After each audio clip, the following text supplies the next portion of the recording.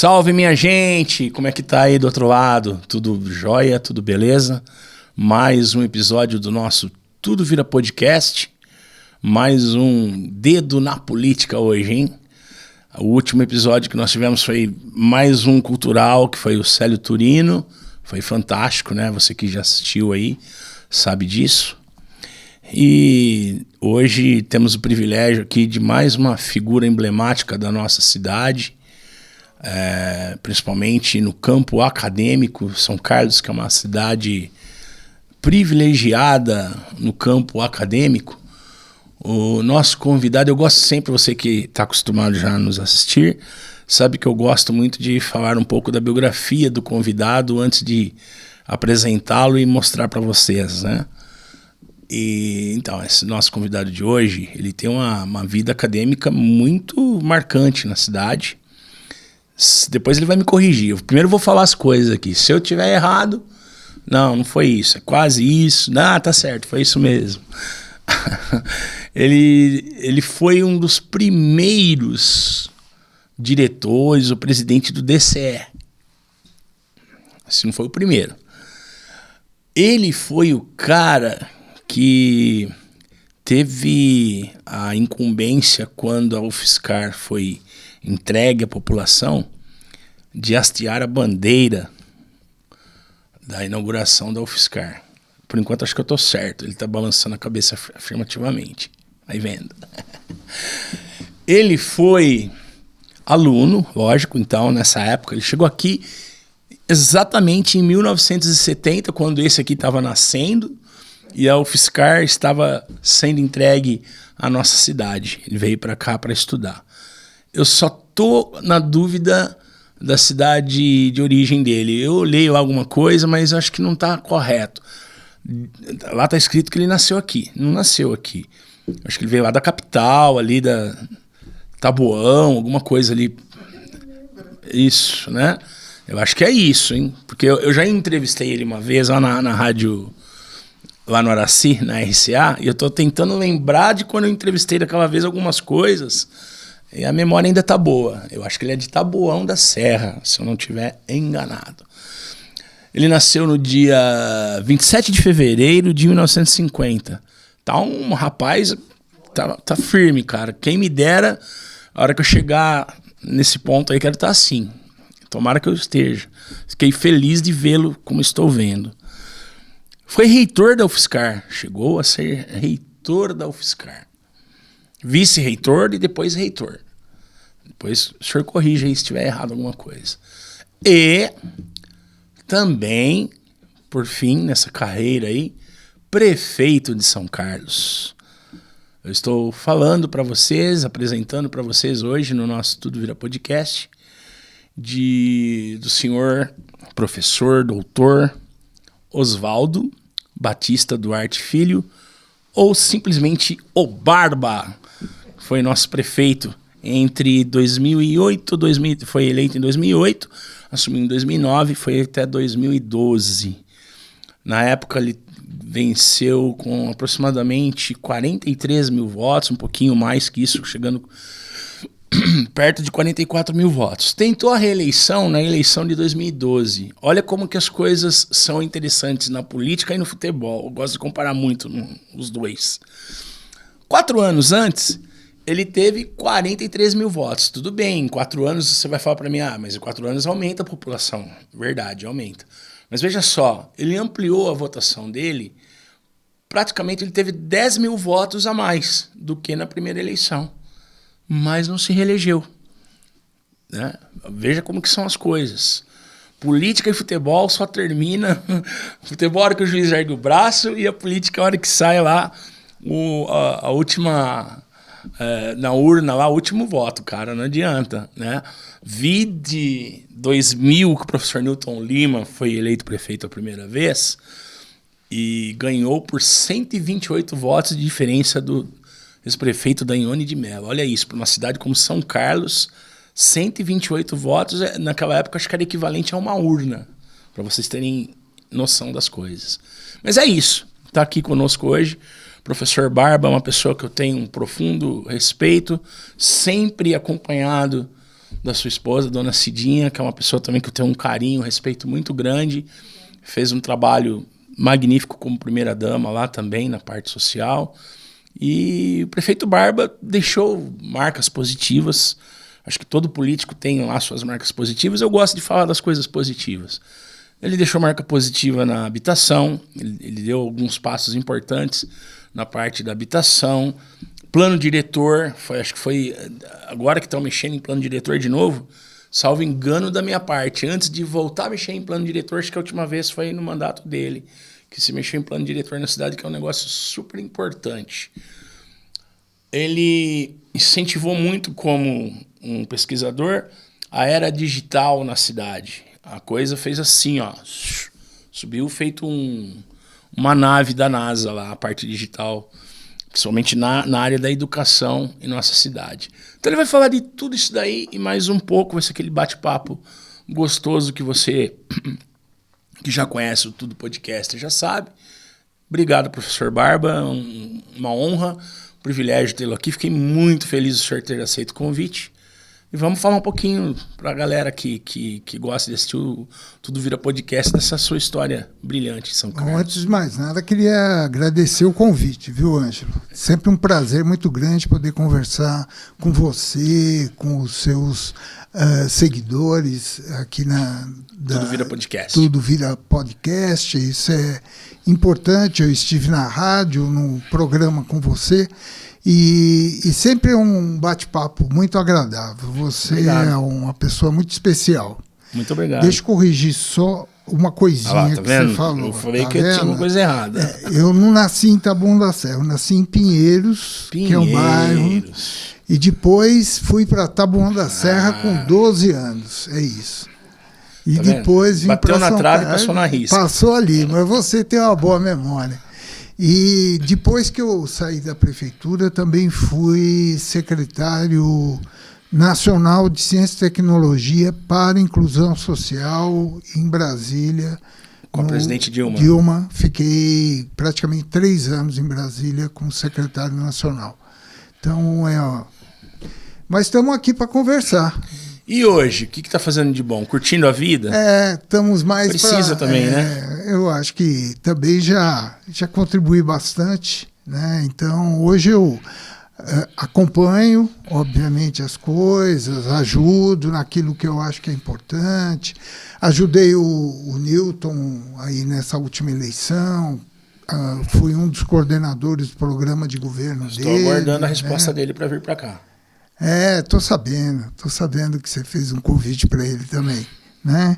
Ele é questão de acerto, mas ele provavelmente virá. Até porque ele também tem um carinho muito grande por você. Obrigado. Né? Então, eu continuo acompanhando, mas não estou na ativa política, na política partidária. Eu estou, mas não estou na política da cidade. Então, já vou dentro do que o senhor está falando, eu já vou fazer uma pergunta. Supondo um cenário ao qual o professor Newton tivesse vencido a última eleição, se ele estivesse na prefeitura novamente, no presente, e lhe fizesse um convite para fazer parte do secretariado, o senhor estaria presente? Voltaria a atuar, então, como um possível secretário em alguma área?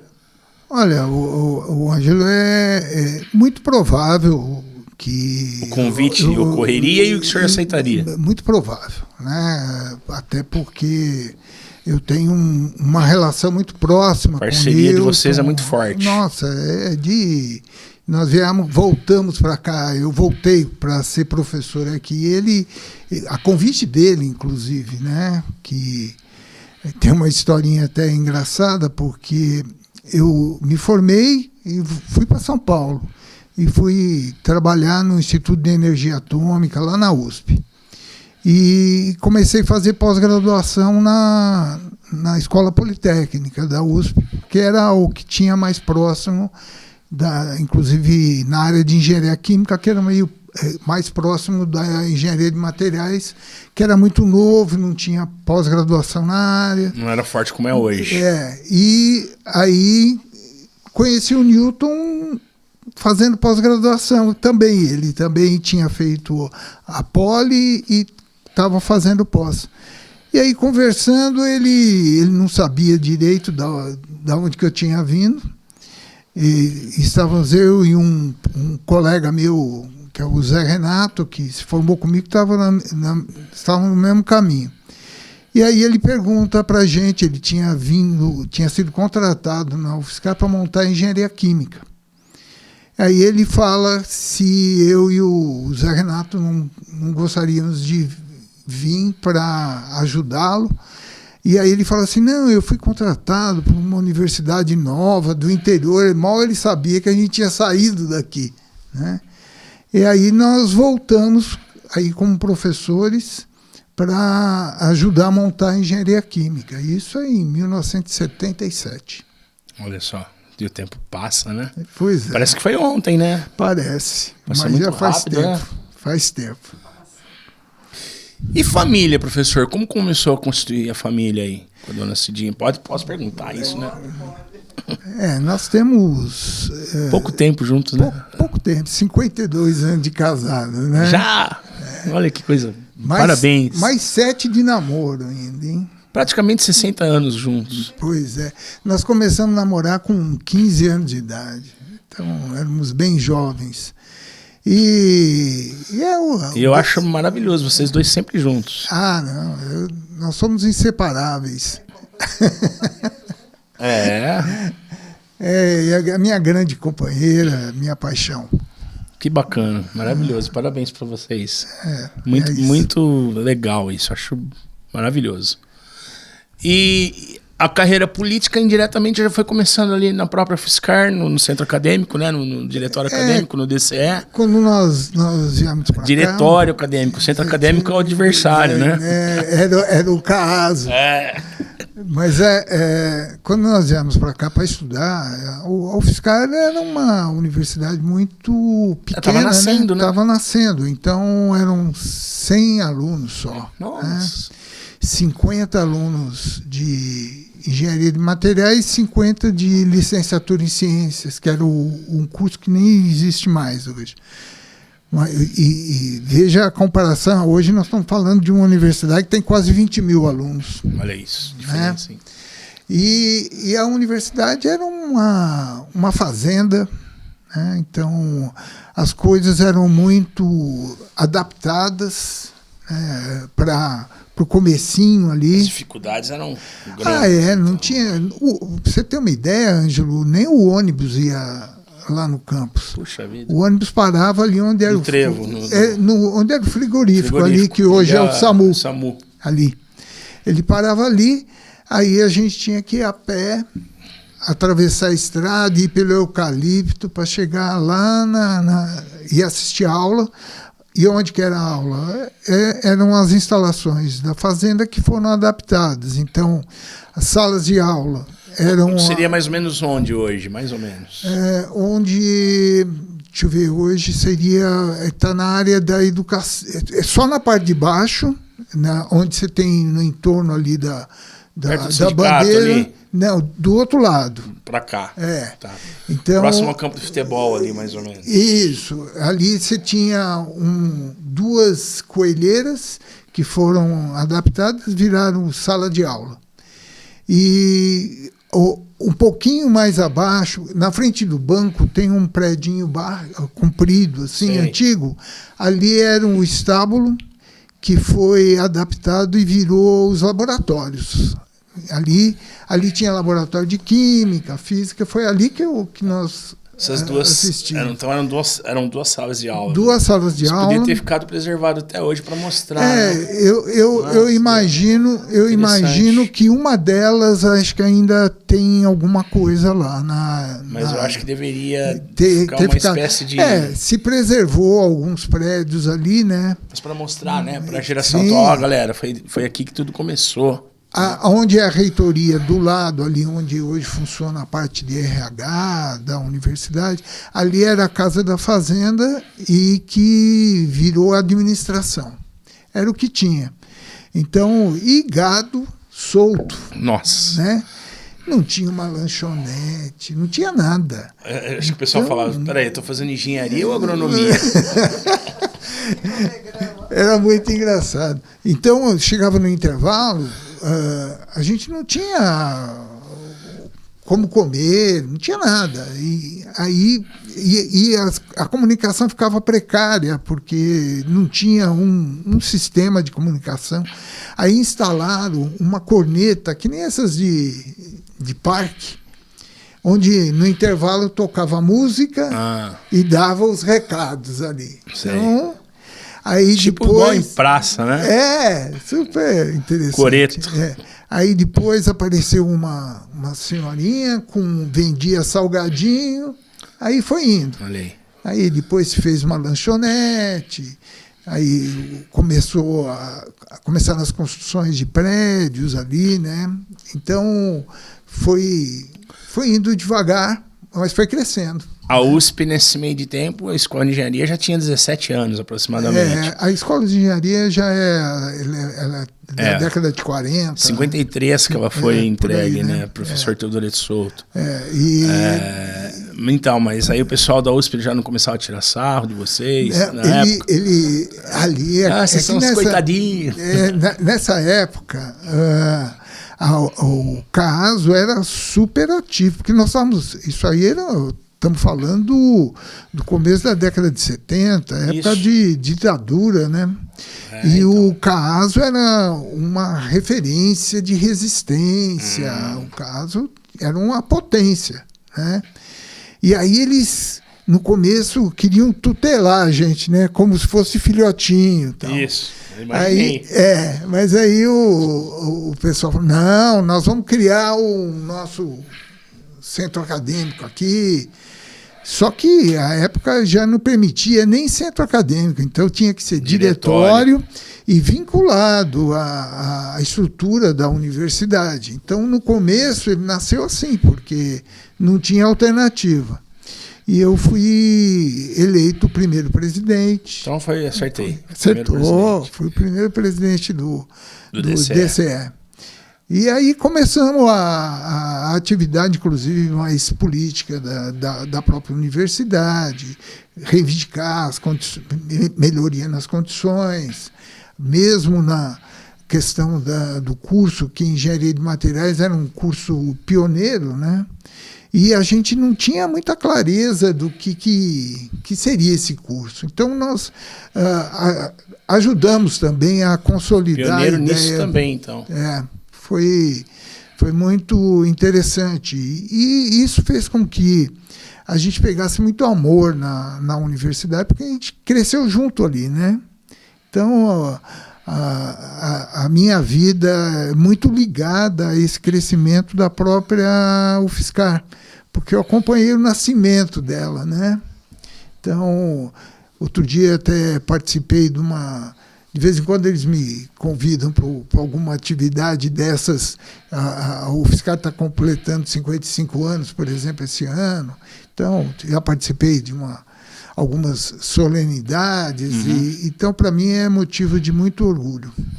E como foi para o senhor, passando esse filme na cabeça de novo agora aqui, a gente falando, né? Como é que foi passar esse filme na cabeça mais adiante e voltando atrás novamente, quando o senhor assumiu a reitoria da universidade? Quando o senhor chegou lá em 1970, era toda essa precariedade, essa dificuldade. Aí passou o tempo, o senhor foi reitor da universidade. Como é que foi olhar esse crescimento?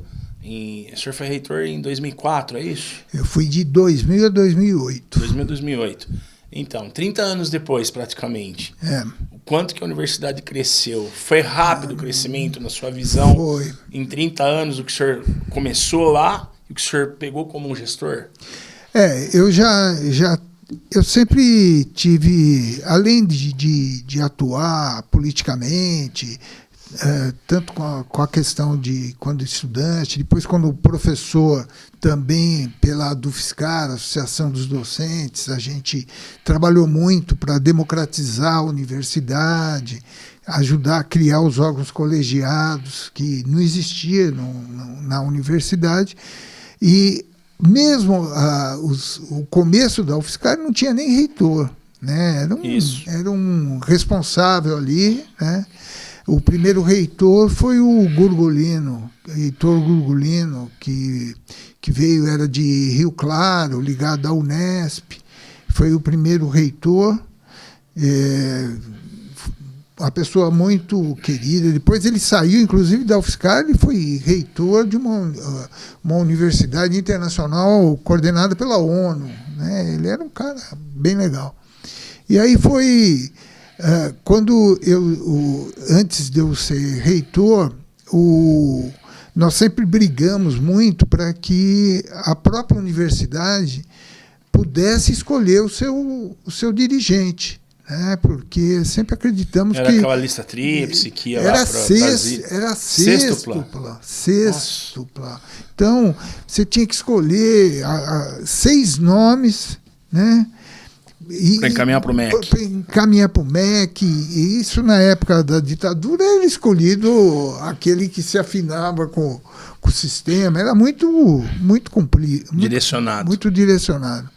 E aí nós, através de uma luta muito forte da comunidade, nós somos, entre as universidades federais, a primeira a fazer a lista por escolha da comunidade, eleição dentro da comunidade, com professores, alunos e funcionários.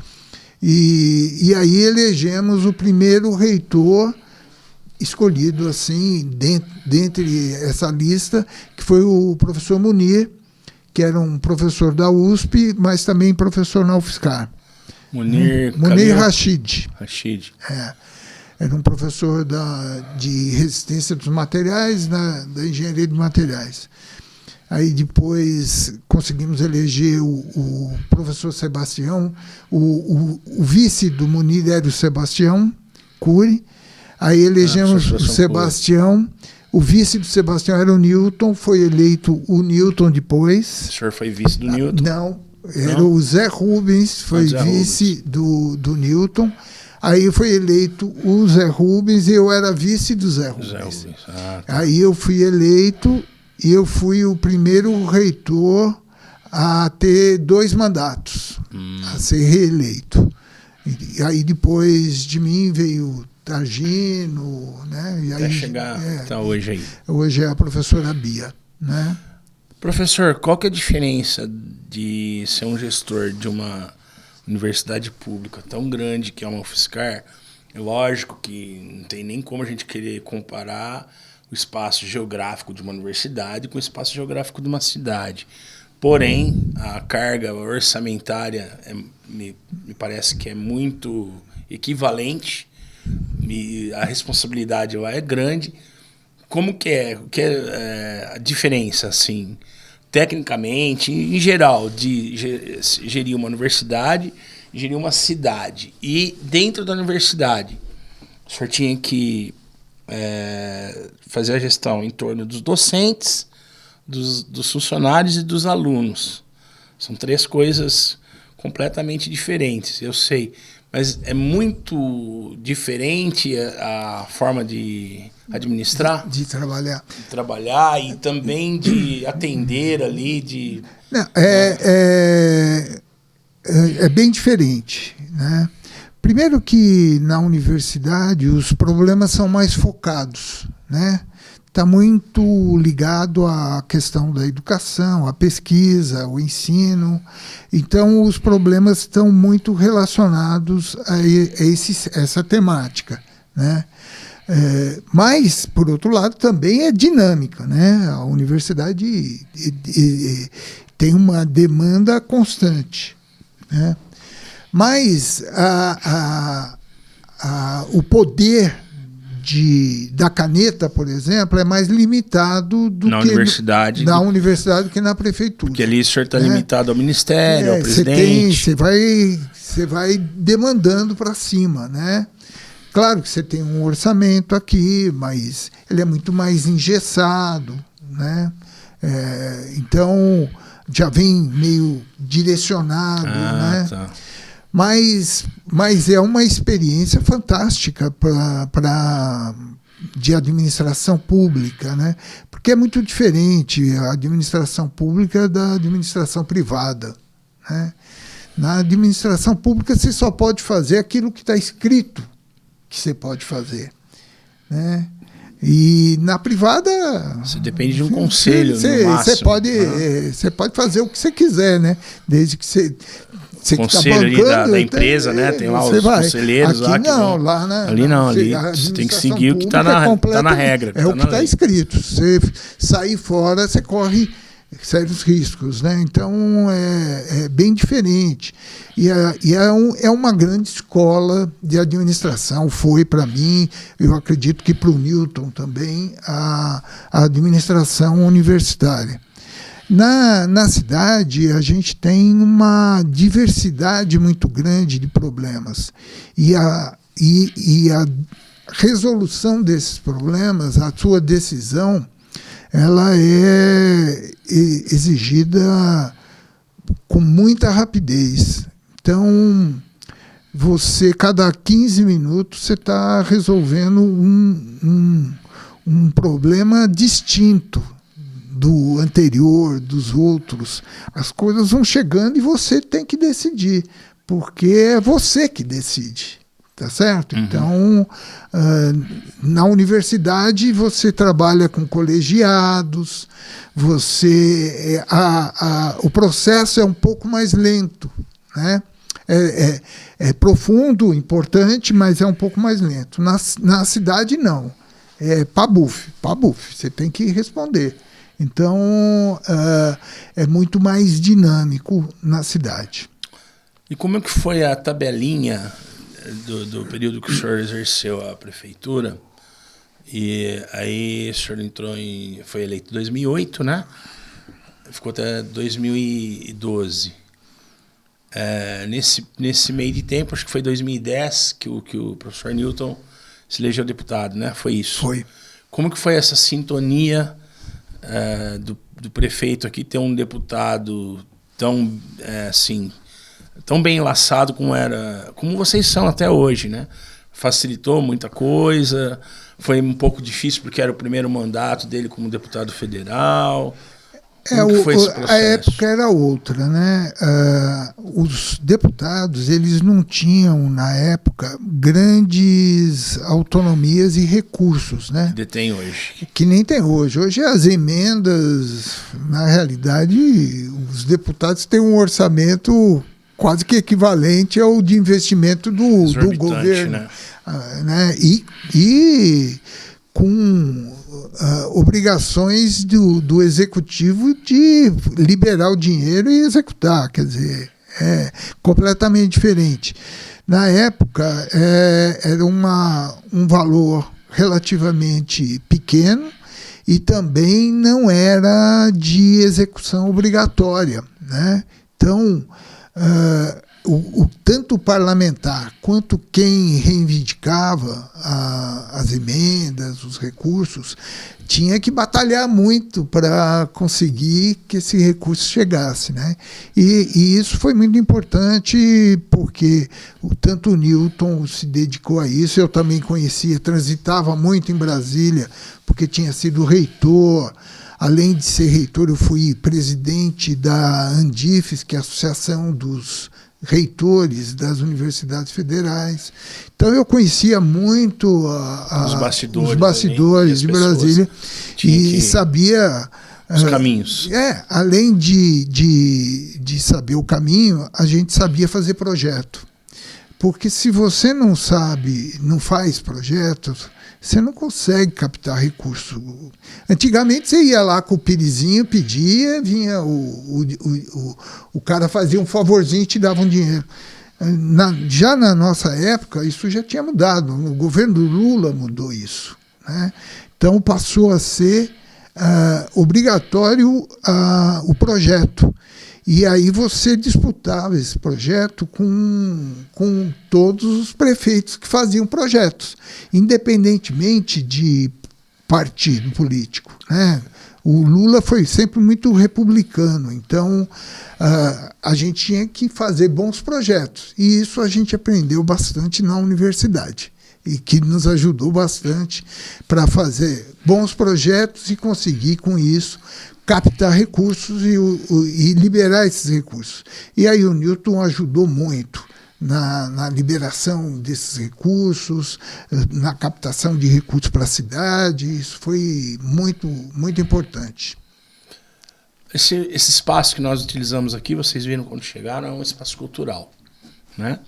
E o Partido dos Trabalhadores, a gente percebe, a esquerda, de uma forma geral, ela investe muito em questão cultural e questão acadêmica mesmo, pesquisa, né? Projetos de pesquisa. E, por outro lado, a gente vê que a direita ela não contemporiza muito essa parte. Inclusive, falando de cultura, uma outra coisa que eu esqueci de mencionar, o senhor também entregou o Museu Mário Tolentino, né? Sim. E qual a importância desse museu para a cidade? Ele é extremamente importante para a educação. Primeiro, uma homenagem a um grande professor, um dos idealizadores da própria universidade, UFSCar, foi muito atuante no começo da universidade. Agora, é um museu de ciências, né? Sim. Então, super importante para a educação do município e da região. Então, eu sempre que eu posso, eu dou uma passadinha lá, vou ver como é que tá, o que eles estão colocando de novo, é para ser uma coisa dinâmica. Sim, né? Tem que estar sempre então, renovando é um equipamento de complementação educacional muito importante para a cidade. Mas parece que deixou de ter assim um incentivo maior para que os jovens compareçam, conheçam a importância, né? Ângelo, isso sempre demanda investimento de você colocar o equipamento à disposição. E para isso você precisa transportar o aluno. Se você não põe um ônibus, aí já fica difícil, né? Então, isso a gente procurou fazer, né, para poder colocar esse equipamento em funcionamento, e acho que foi super importante. Foram recursos que nós trouxemos do Ministério da Ciência e Tecnologia para poder fazer esse museu, né? E você estava falando de cultura, por exemplo, o Newton conseguiu uma coisa importantíssima, que foi toda aquela reforma do Teatro Municipal. Sim. Com recursos da Petrobras, né? Então foi muito importante esse equipamento.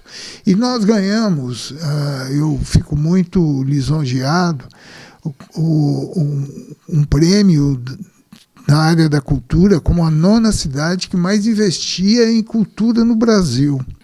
Olha só.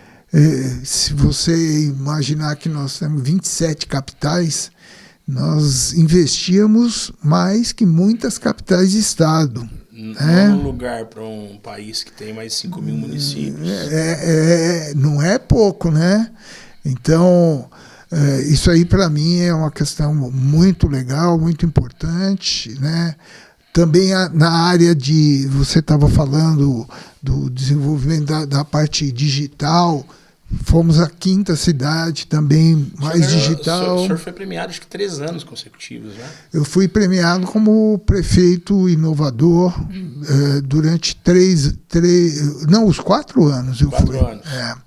E era um prêmio importante que era dado pelo Movimento Brasil Competitivo, que eram empresários, né?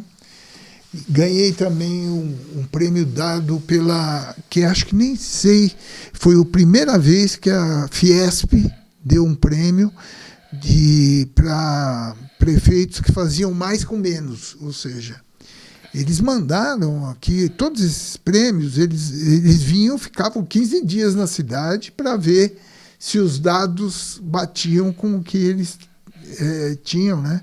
E eu ganhei esse prêmio também dado pela Fiesp, que foi super importante. E um prêmio que foi uma consequência de todo um trabalho que também vinha sendo feito pelo Newton na gestão anterior à minha, que era com as crianças. A Prefeito Brinque, amigo das crianças. a Brinque ela dava o prefeito amigo das crianças. E o Newton foi prefeito amigo das crianças. Mas, depois que eu assumi, eles resolveram dar era aniversário da Brinque, e aí eles deram o prêmio para uma cidade só para uma cidade, e eles não falaram qual era a cidade que ia ganhar.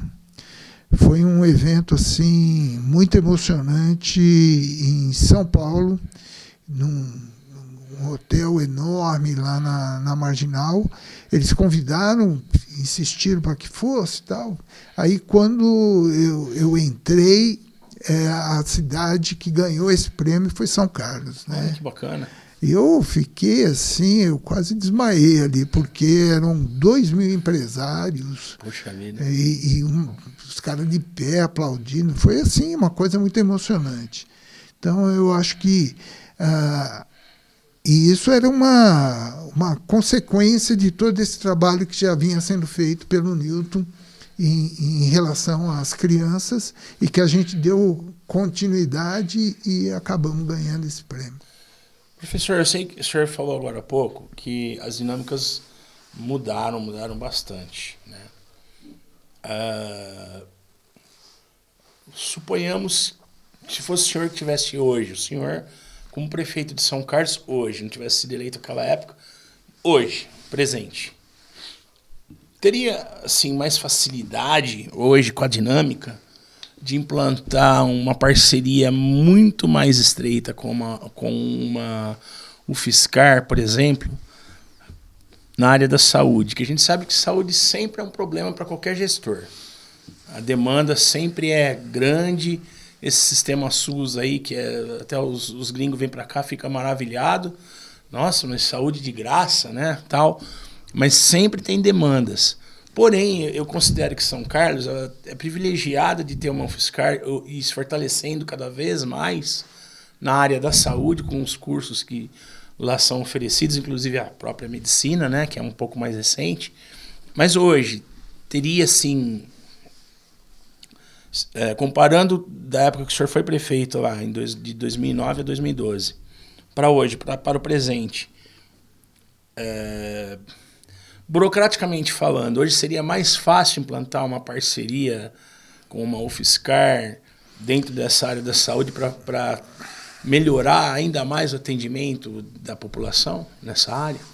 E mesmo educacional também, em outras partes educacionais ali da universidade? Olha, eu acho que a UFSCar, eu obviamente não atuo mais dentro da própria universidade, mas eu acho que a UFSCar, pela sua história, ela está sempre aberta a parcerias, né? Tanto que o primeiro que intensificou parcerias com a própria universidade foi o Newton, que tinha sido reitor, né? E depois eu era reitor lá e ele prefeito. Fizemos um monte de parcerias, né? Mas hoje não poderia ser ainda mais forte do que foi naquela época. É nesse ponto que eu quero chegar. Então, ampliar mais. Eu imagino que sim.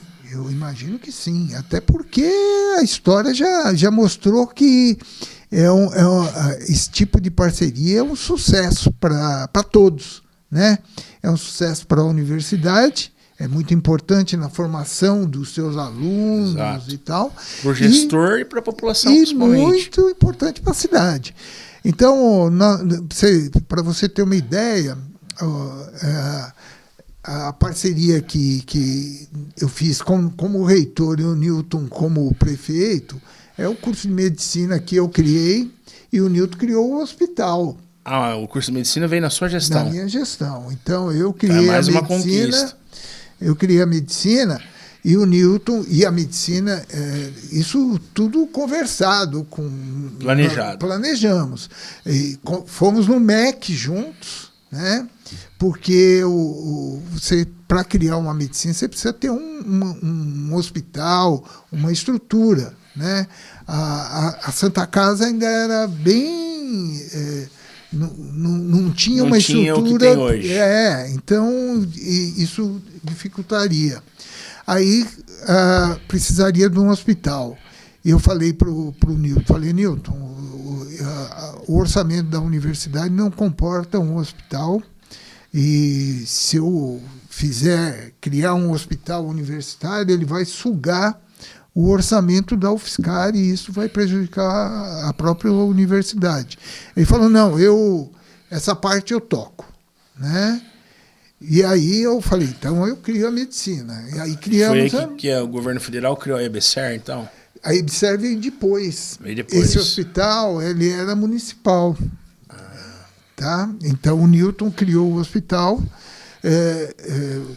claro que com a perspectiva que depois isso ia evoluir, passar para a universidade, mas todo o começo disso tinha que ser via município.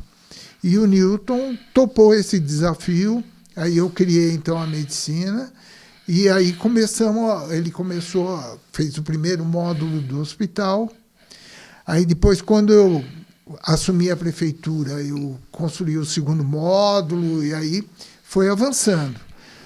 Quando eu saí, deixei recursos para acabar o hospital e equipar, que ficou, infelizmente, parado, né? E aí depois criou-se, o Lula criou, porque a administração de hospitais universitários no Brasil é muito complicada e exige muito investimento. Aí criou a EBSER, e o Newton foi o primeiro presidente da EBSER. Né? Foi nomeado, foi o primeiro presidente. Depois foi o Zé Rubens, né?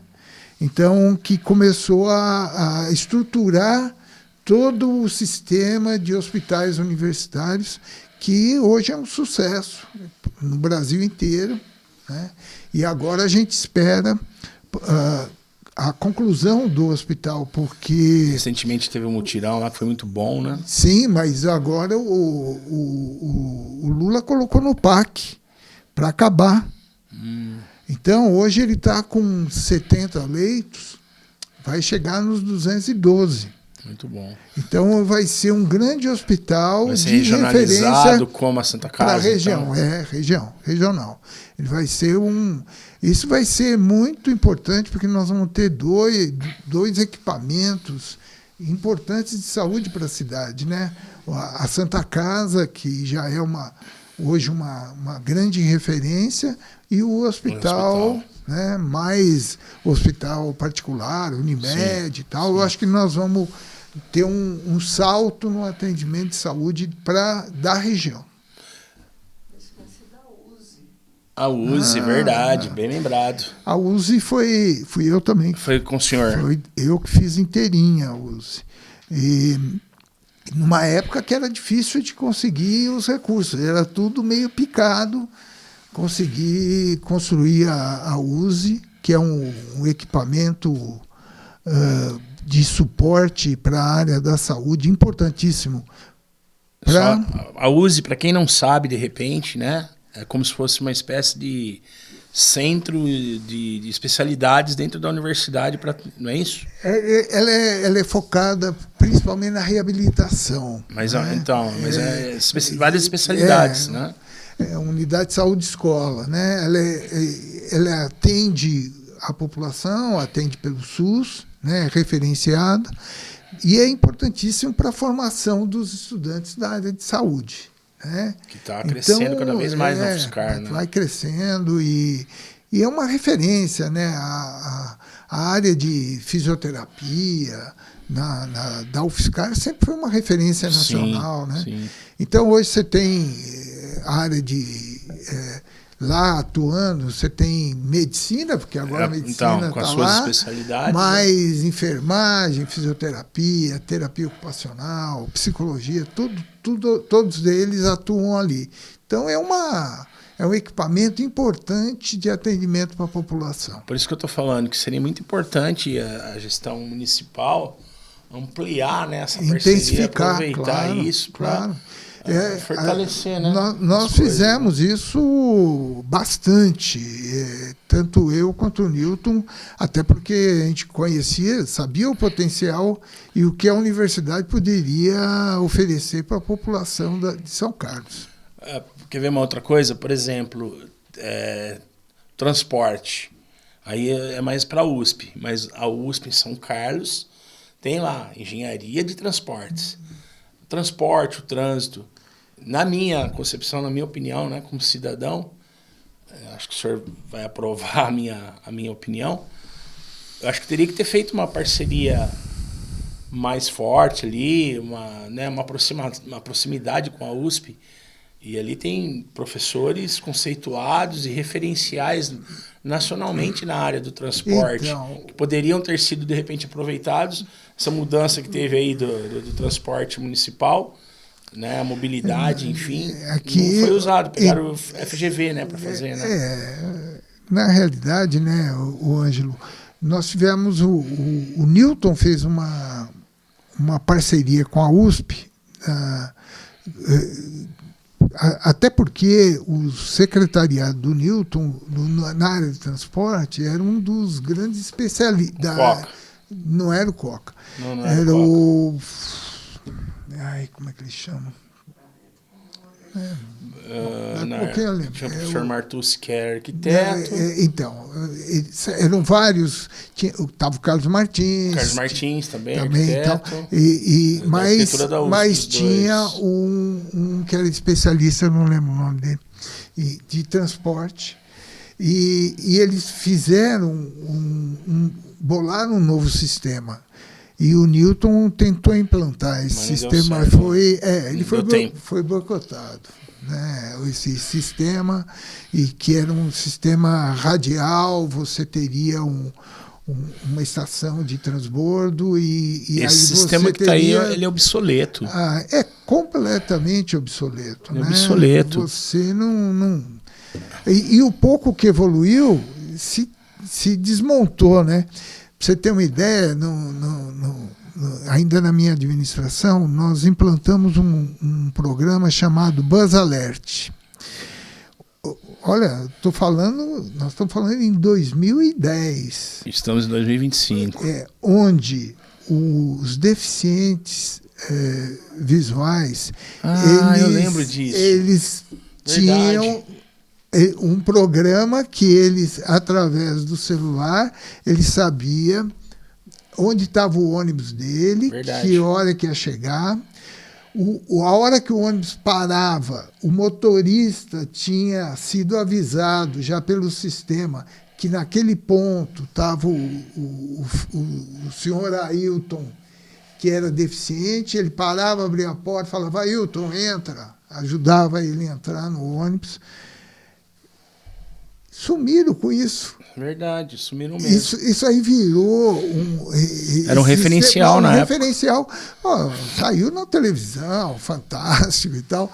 Acabaram com... Até isso acabou, né? Então, eu fico muito triste quando eu vejo as coisas quando vão para trás, né? Então, e o transporte, infelizmente, em São Carlos ainda... É obsoleto. Deixa muito a desejar. Eu sei que a população que mais precisa, né, é a que mais sofre com isso. Né? Isso. Falta de quantidade de ônibus, horários que não são cumpridos. Eu acho que tinha que ter mais uma empresa na cidade. Porque o monopólio de uma empresa, ela faz do jeito que ela quer, a hora Mas, que ela Ângelo, quer. acho que nem sei se é isso, porque talvez o porte da cidade não comportasse duas empresas. Tem duas empresas, é menor que São Carlos. Mas uma das empresas é municipal, né? É a própria do próprio município. Se eu não me engano, CBA, né? Não tem mais a CTA. Não. Empresa Cruz e Paraty. Duas empresas. Já faz algum tempo. E na parte urbana mesmo, de linhas, assim, Bom, então pode ser. São duas empresas. Pode ser. Mas para São Carlos nós estamos bem atrasados, né, nessa parte. Sim, e é o que eu estou dizendo.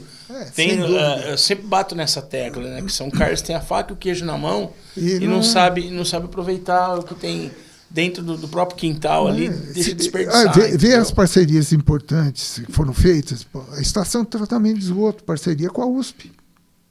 Olha, que coisa fantástica, né? Foi no seu mandato que o professor Povinelli foi presidente Não, do SAI? foi no do Newton. Do Newton. Então, E professor foi projetado, construído, tudo na época do Povinelli e do Newton, né, como prefeito. Só que na hora de pôr em operação já foi no meu governo. Seu né? mandato, tá. E era uma referência importante.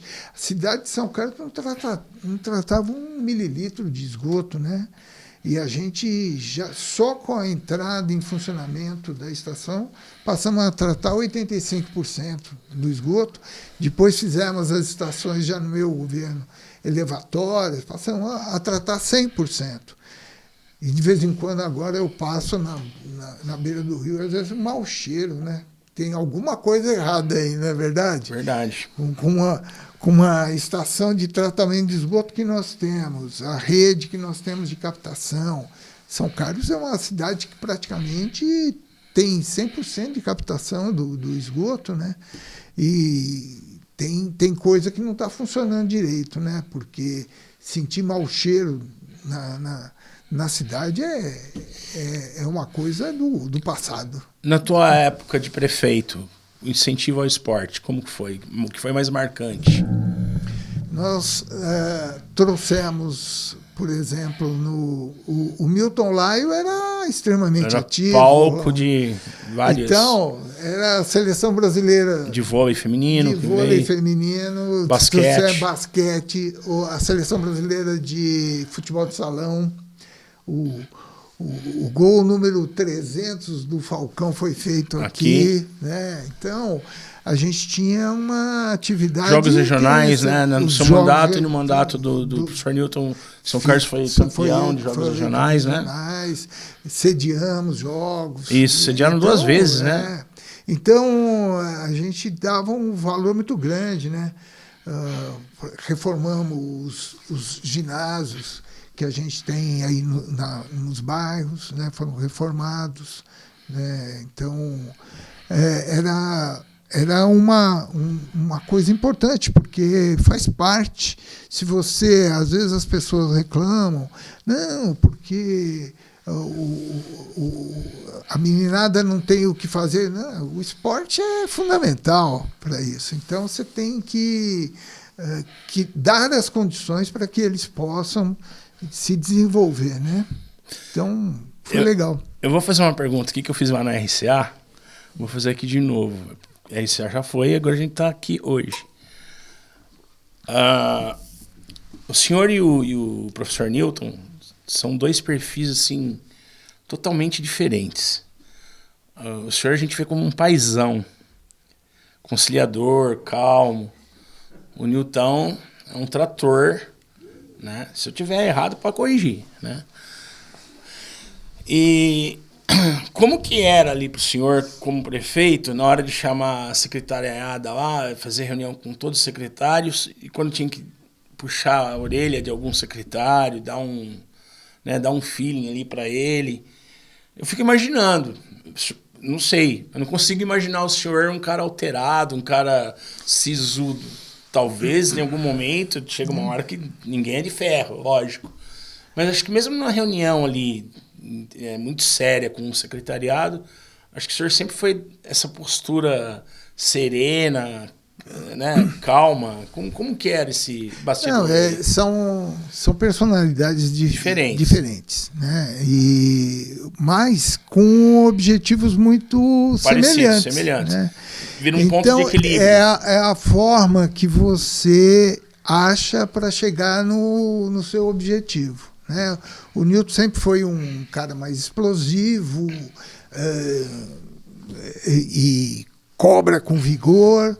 E eu sou mais no jeito, tá certo? Não é só cobrar, né? Até assim, chegar no... O professor Newton é aquele cheguei chegando, né? Não, o senhor já é mais tranquilo, oi, tudo bem e tal. Newton não. Mas é o estilo, né? Das pessoas. Mas eu acho interessante isso. Acho que até é por isso que a gente se dá bem, né? Porque são estilos diferentes. O senhor talvez seja uma das poucas pessoas que ele escuta. Ele escuta, mas não sou só eu, né? Ele não, mas o senhor é um que ele para escutar. Não, ele escuta, certeza. claro, óbvio. O senhor chega peraí, é o Barba que está falando, então eu preciso dar uma raciocinada eu acho aí. que é recíproco, até porque a gente sabe que o que o outro está pensando. Eu tenho uma relação com o Newton de quase 50 anos, né? Tá certo? Então, é fundamental esse entendimento, né?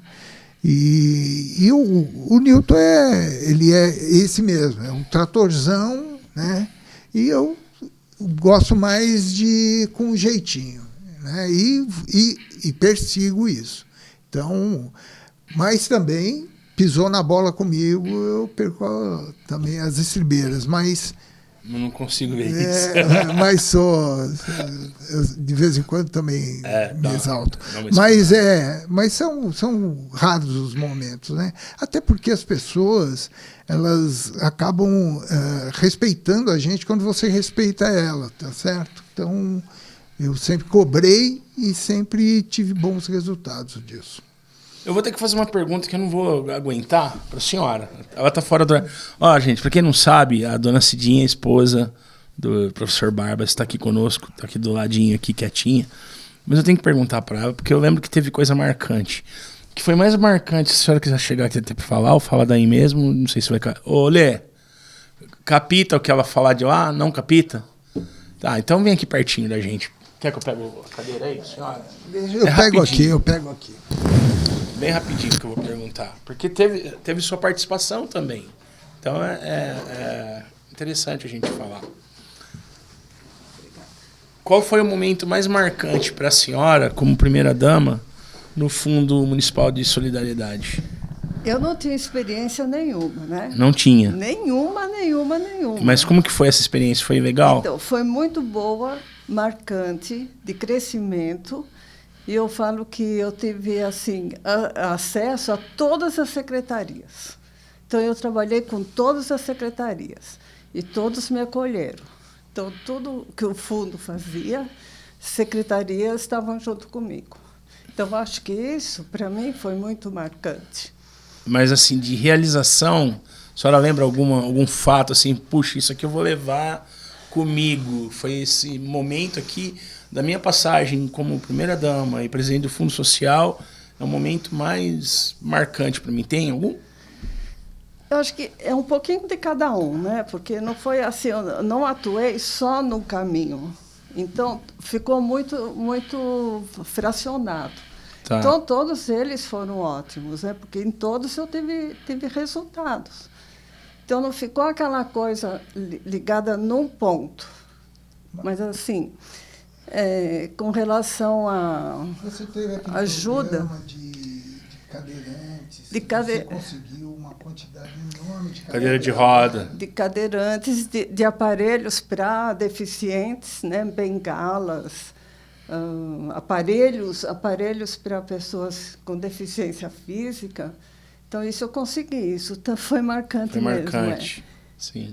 Nem lembrava mais dessa coisa. E o Fundo Social é um órgão... Não tem problema, não vai pegar. Eu desliguei, mas o Fundo Social é um órgão da prefeitura que não detém recursos, né, como as secretarias. Não. Então, tem que meio que sair passando chapéu, né, para muita coisa. Né? Eu fui em muitos lugares. Mas a receptividade sempre foi positiva. Muito boa. Não tenho assim, ressentimento de ninguém. A gente se deu super bem com todos. Então, a experiência valeu, muito foi bacana. Boa, marcou, bacana. Guardou aqui. Porque eu acabei acompanhando o Barba, né, nessa lida, digamos, e foi muito bom para mim, inclusive, né, com crescimento mesmo, porque eu nunca fui atuante política. Sim. Né, nunca fui ativista. Sim. Diferente do Barba, que teve uma história na universidade e tudo. Eu sempre acompanhei tudo, mesmo sem o Barba. Mas ficava na retaguarda lá, dando suporte para ele. Segurando o rojão, né? Uma coisa marcante, agora que você está me lembrando, assim, quando eu ia nos departamentos e nas secretarias, né, das escolas, as pessoas ficavam felizes porque eles falavam, é a primeira vez que a primeira-dama vem aqui. Olha só. Isso é realmente. Foi marcante. A gente vai lembrando, né? As crianças, foi né? marcante, as crianças, né? Isso foi muito legal. Foi muito Eu lembro de um evento, acho que foi, o senhor estava falando, acho que foi da Brinc, que teve no Sesc. Teve um evento importante que envolveu Fundo Social no Sesc. Eu não lembro exatamente qual evento, mas foi um evento grande. Teve mesmo. E envolvia o Fundo Social. Sim. Né? Mas eu não lembro. E foi uma coisa bem eu lembro marcante. Do lugar, daquele povo todo. Teve sim. Teve. E a senhora era a protagonista ali naquele momento do evento. Foi muito Eu não lembro exatamente qual é o evento. Eu também não lembro mais. Mas a senhora era a protagonista na ocasião do... Pensa que é só o senhor que fica lá de... Não, a Cidinha fez um trabalho muito legal no Fundo Social, né? Uhum. Porque ela conseguiu juntar um grupo, inclusive, de servidores que ajudavam ali, né? Teve programação que envolvia tiro de guerra para poder ajudar. Papai do agasalho, né? Isso, para separar, para distribuir. Então, sempre foi um sucesso, né? Então, eu acho que para ela foi muito importante, que ela não tinha esse tipo de experiência, mas óbvio que o jeitinho dela também é que cativava e fez. Muito solta por esse tipo de coisa que a gente está fazendo aqui hoje, por exemplo, né? Então, eu sempre fui muito retraída. Ah, mas já soltou aí. Já falou. Hoje não consegue tudo. Não consigo não. É que vocês são muito receptivos à minha pessoa. Eu sou privilegiado de ter isso da parte de vocês. Eu sei que, de uma forma geral, vocês são assim com todos que os cercam, mas vocês sempre me trataram da forma que estão me tratando aqui, com atenção, com respeito, com carinho, e eu sou muito grato a isso. Outra coisa, Ângelo, que eu fiz muita parceria com por exemplo, grupos de futebol. Sim. Pessoal do Amador lá, do Varziano. Fazia parceria para doação de sangue, por exemplo. Olha, importante, hein? Isso foi importante. Então, isso foi muito receptivo, né? Que a gente chamava o pessoal, eles aceitavam e a gente fazia o trabalho. Então, a gente conseguiu isso também. Eu vou lembrar de pessoas que queriam trabalhar para arrumar cadeira de rodas que eram doadas ou que estavam nos asilos, as cadeiras que estavam quebradas. Uma pessoa que arrumasse aquelas cadeiras para ficar de novo na ativa. Então, eu consegui algumas coisas assim que eu acho que valeram a pena. Pequenas, mas boas. Na época de vocês, a população obesa não era tão grande como é hoje. Mas tinha os obesos. Tinha, claro. Tinha. Eu tenho lutado, brigado, né, nos bastidores e tenho, de alguma forma, conseguido. Queria compartilhar isso com vocês, né? Por exemplo, hoje as UPAs agora tem cadeira de roda para obeso. Não tinha. Então, o Rafinha Almeida, que é o atual secretário aí dos deficientes, conseguiu algumas cadeiras. Então, cada UPA agora tem 3 cadeiras enormes lá, que suportam até 250 quilos. Importante. E o vereador Fábio Zanquim, dessa legislatura atual, ele também indicou, né, uma emenda parlamentar para várias compras de insumos na área da saúde, e entre elas também cadeiras de roda para obesos nos postos de saúde. Legal. Eu vejo isso como uma grande conquista, porque eu estou montando, inclusive, um terceiro setor ligado aos obesos, uma associação de obesos na cidade. Interessante. E buscando políticas públicas direcionadas aos obesos. Claro. Eu queria compartilhar isso com vocês. Legal. Tô brigando aí. Acho super legal. E você estava falando de UPA, veja que como é que foi. Nós não tínhamos UPA na cidade, né? Sim. Tinha o pronto-socorro na Mas avenida. a UPA é uma coisa implantada pelo Lula, né? Veio no governo Lula. No segundo, né? Lula. A primeira UPA, que era da Vila Neri... Vila Prado. O Newton veio construindo ela, eu acabei e coloquei em operação. E comecei a UPA de Santa Felícia, né? E do Araci. E do Araci. E o Santa Felícia, quando eu saí, estava com 85% da obra já feita, né? E o Araci a gente também já estava tocando. Então, não tinha isso na cidade, né? Não tinha UPA, não tinha SAMU. Não tinha. SAMU foi da época do Newton. E o SAMU foi super importante, né? É importante, é um equipamento importantíssimo, né? Hoje, quem tem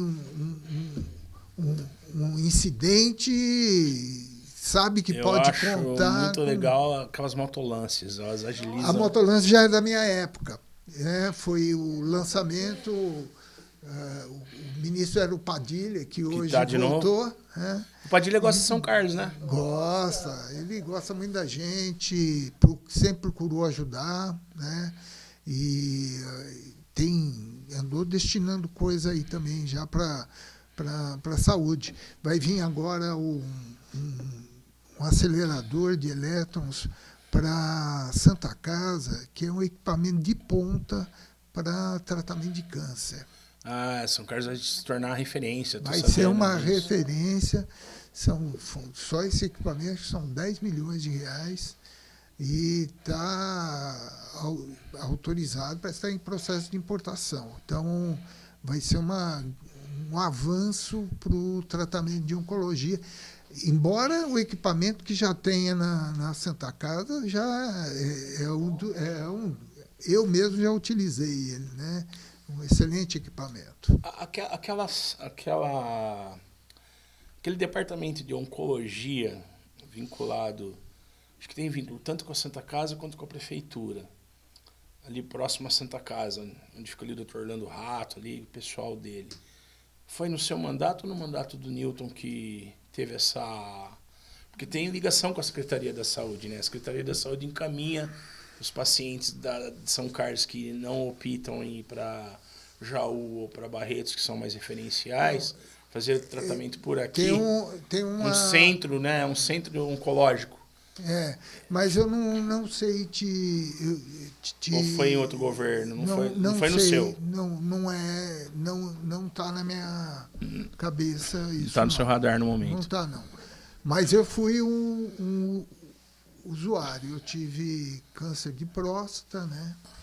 E fiz cirurgia. Depois de 8 anos começou a voltar. Aí eu fiz radioterapia aqui. E está zerado também. Que bom, graças a Deus. Estamos super bem. Então, eu sempre recomendo e falo, é um pessoal muito bom. Muito bom. Meu pai passou por... Meu pai não deu para ele vencer, mas enquanto esteve, eu testemunho que foi muito bem atendido. Eles são muito bons. Muito bom mesmo. E agora vai chegar esse equipamento aí, que é o equipamento de ponta mesmo. Acho que acaba até desafogando as outras cidades aí um pouco, né? Porque vai a demanda ajudar muito. É grande demais, né? Como você diz, né? Cada vez mais a saúde demanda.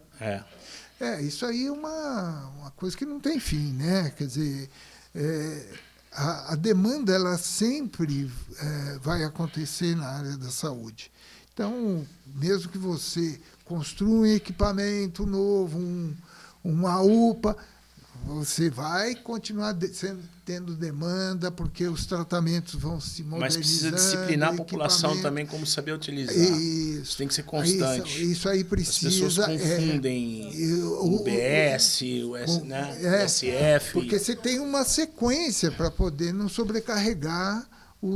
Às vezes o pessoal reclama, fala, não, mas tinha que estar aberto a Santa Casa, mas lá é a ponta, então você tem que ser referenciado para chegar lá, senão não fica cuidando do sujeito que está com gripe, que podia estar lá na UBS, ao invés de cuidar do cara que infartou, né?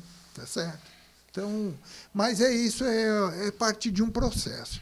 E o poder público tem que ir educando mesmo. Usuário. Professor Oswaldo Barba, qual foi a sua maior realização como prefeito, na tua opinião? E qual, digamos assim, se tivesse tido um tempinho a mais, algo que o senhor considera ter sido importante que não deu tempo de realizar? Olha, eu acho que a coisa bem legal que eu consegui foi a construção de casas populares, né? Foram 5.000 ao todo. O déficit habitacional que está grande. Pois é, ficou parado, né? Então, isso, para mim, foi algo extremamente importante. Ter podido cuidar da educação do município. Quando eu saí, e aí você fala assim, o que você... Né? Eu gostaria de ter concluído as escolas. Quando eu saí, eu estava construindo 11 escolas. E que ficaram paradas essas obras. Depois, muito devagarzinho, aí já no governo do Ayrton e tal, e eu queria ter conseguido entregar essas escolas, porque elas resolveriam o déficit educacional do município. Na ocasião.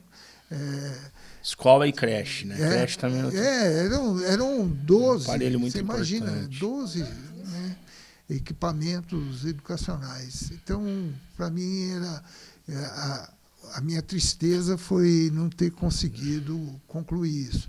Até porque, na administração pública, é muito difícil você começar e acabar as coisas num período, né?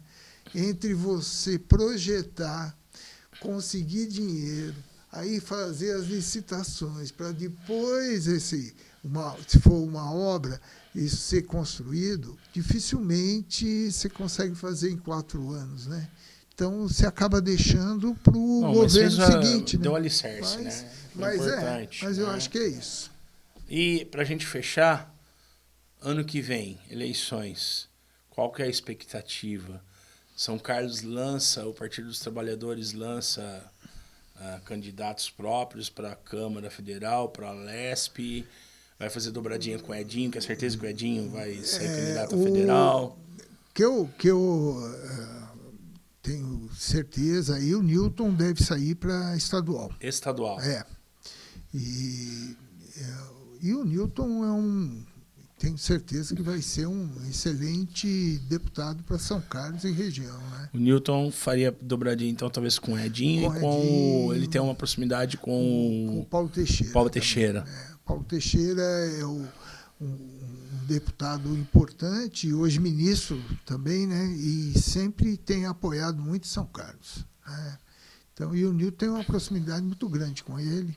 Com o Edinho também. Vai ter que suar bastante a camisa, né? Porque o Partido dos Trabalhadores, o coeficiente vai ser muito alto, né? Sem dúvida. É uma chapa muito forte, né? Sempre. Não é fácil, né? Eleição, principalmente para deputado, vereador. Vereador já é difícil, né? Porque é muito difícil de você medir, inclusive, né? Na campanha. Quando você é candidato a majoritário, como prefeito, você consegue saber como é que você está indo, né? Você faz pesquisa, então você consegue ir balizando. Mas para vereador, para deputado, você não tem esse parâmetro, né? Então, não é uma coisa muito fácil. Mas eu acho que o Newton, até pela história dele, a experiência, o Newton é conhecido, principalmente toda a área educacional conhece muito o Newton, e pelo trabalho que ele fez. O Newton, no primeiro mandato, foi presidente da Comissão de Educação do Congresso. Quer dizer, não é pouco, né? O cara é fera. Falava-se na época até dele, de repente, ser um ministro da Educação. Realmente tem potencial para isso. Né? Como que foi para o senhor, em 2012, a questão da derrota, da reeleição? O senhor acredita isso também, que a nível nacional o Partido dos Trabalhadores já estava passando por um período ali desagradável, desgastado, o parte do Congresso já trabalhando forte? O senhor começou a pegar, acho que ali, o começo ao meio daquela crise que acabou culminando até com a saída da presidente Dilma. Foi um período... Como que foi lidar com essa derrota em 2012? Claro que é frustrante. O primeiro momento era terrível. É muito difícil a derrota para qualquer coisa é difícil, né? Até no futebol, não é verdade? Como você faz um trabalho e você tem uma expectativa de continuidade disso, né? Como eu disse, estava construindo 12 escolas, tinha dinheiro para fazer Praça Itália, tinha conseguido dinheiro no PAC para fazer toda a parte de drenagem, coleta de esgoto da região do Varjão, estava tudo já conseguido. Então, realmente isso dá um choque. Mas, por outro lado, eu fui, você mesmo mencionou, eu fui extremamente bem votado. Até hoje eu sou o candidato do PT que teve mais votos na cidade até hoje. Quase 54 mil votos. Então, isso realmente é importante, tal. Mas o momento era um momento muito, muito difícil para o PT, né? Então, já estava aquela fase difícil do partido, foi né? Isso mesmo. Tava bem no começo ali do desgaste, né? Praticamente aí, na época nós tínhamos várias prefeituras, perdemos, né? Isso, perdeu aqui, perdeu Araraquara. Não, Araraquara não, mas perdeu Franca, Piracicaba, perdemos Jaboticabal, né? Matão ficou. Então, mas era fase. Adalto. Era o Adalto. Adalto Scarwelli. É isso mesmo. Eu conheci. E eu conheço o atual prefeito lá, o Cidinho. Gente boa. Também gente boa, né? Gente boa. O Adalto era muito meu amigo. O Adalto, na verdade, era de Taquaritinga, né? E ele era um cara super animado. Ele era de Taquaritinga. Eu lembro legal. A primeira campanha do Adalto em Matão. Tem um amigo em comum que fez a campanha dele, a primeira lá.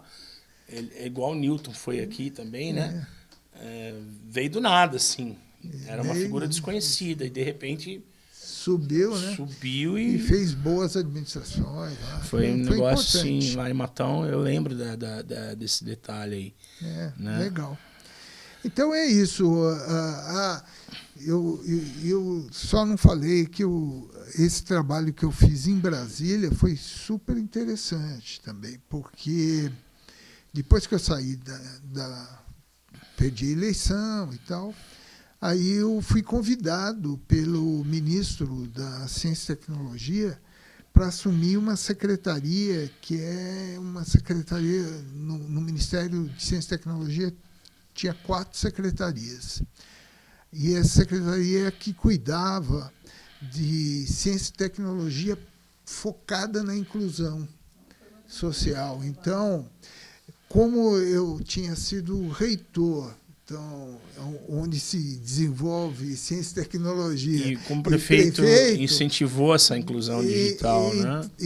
Não, mas era para a inclusão social, era muito mais que isso. Mas como prefeito, o senhor foi pioneiro nisso. Sim, também, então, né? Cidade Inteligente estava comigo, tinha centros vocacionais que trabalhava com os municípios mais pobres e levava tecnologia ali para aproveitar os arranjos produtivos locais.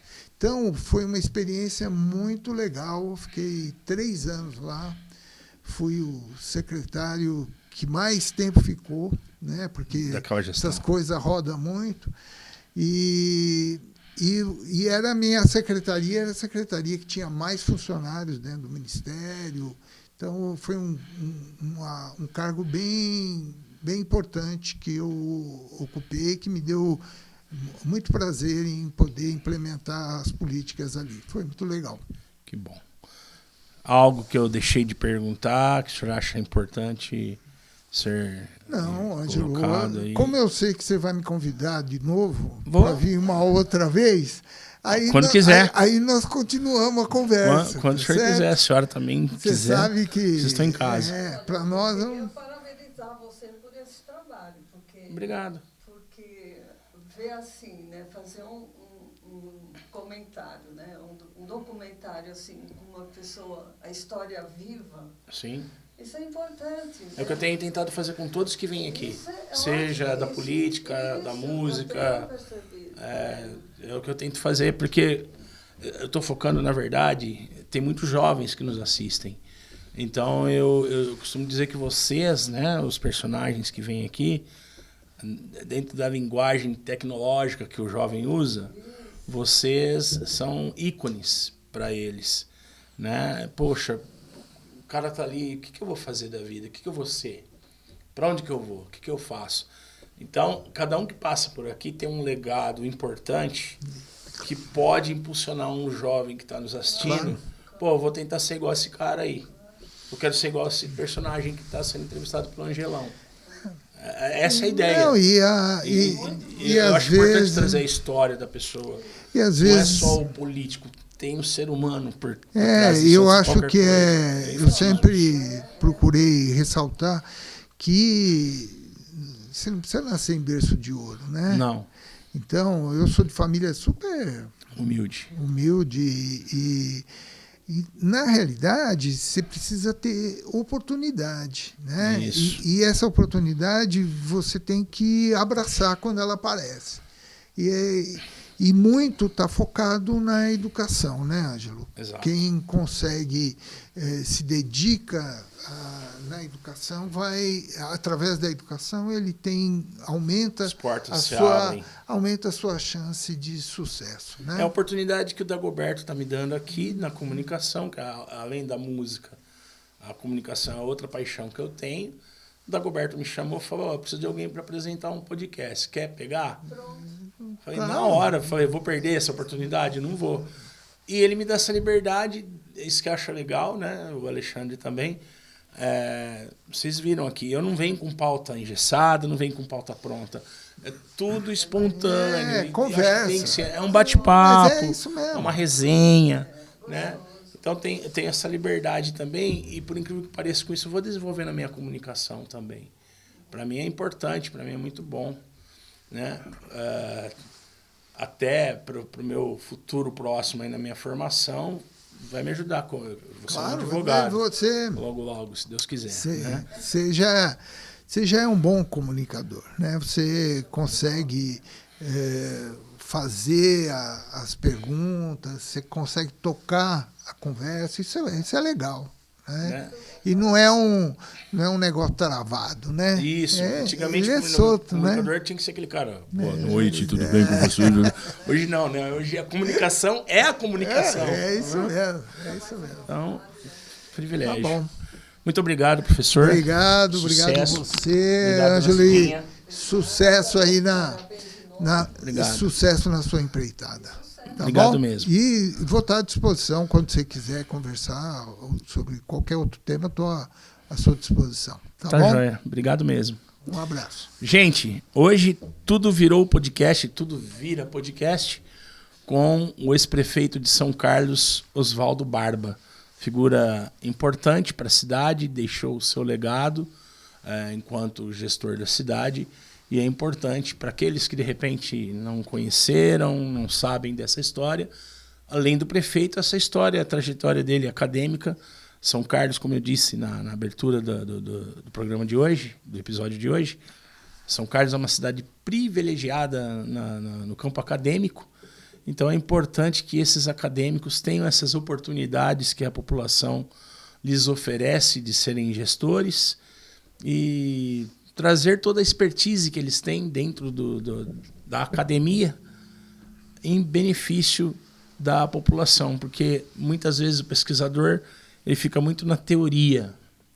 E é importante a teoria para se tornar prática, mas quando a prática lhe é oferecida, eles têm que aproveitar a oportunidade e dispensarem da melhor maneira que eles puderem. E essa pessoa que está conosco aqui hoje, junto com a sua esposa, é uma dessas pessoas, é um desses pesquisadores que trouxe a sua colaboração como administrador de uma universidade importante que é a UFSCar e fez bastante coisa aí sim pela cidade. Erros foram cometidos porque ninguém é perfeito, nenhum prefeito, nenhum gestor vai chegar lá e vai acertar 100%. Com certeza cometeu equívocos, porque ninguém acerta tudo. mas eu gosto sempre de enfatizar aquilo que foi assertivo, aquilo que foi de benefício para nós enquanto população. É independente de cor partidária, vou bater de novo nessa teclinha aqui. Gente, ó, vamos acordar. O Brasil tem um negócio chamado Brasil. Tem personagens políticos que estão de passagem que muito em breve passarão. E o Brasil vai continuar. Então vamos nos preocupar com o desenvolvimento do nosso Brasil, do futuro desses jovens que lá na frente, que nem Angelão, já está com 55. Daqui 20 eu vou ter a idade do nosso convidado de hoje, que ele está bonzão, bonito, assim, forte, pleno, que nem ele está aqui. Mas eu vou depender de você, jovem, para poder estar assim também. Então, comece a se preocupar com o futuro, olhar lá para frente. Tudo que você está fazendo hoje vai refletir lá no futuro. Então, busque fazer coisas boas. Busque fazer aquilo que... Aquele velho ditado, não faça para os outros aquilo que você não quer que seja feito contra você. Faça aos outros aquilo que vai ser a teu favor, principalmente lá no futuro. Beleza, gente? Muito obrigado e até o próximo Tudo Vira Podcast. Tchau.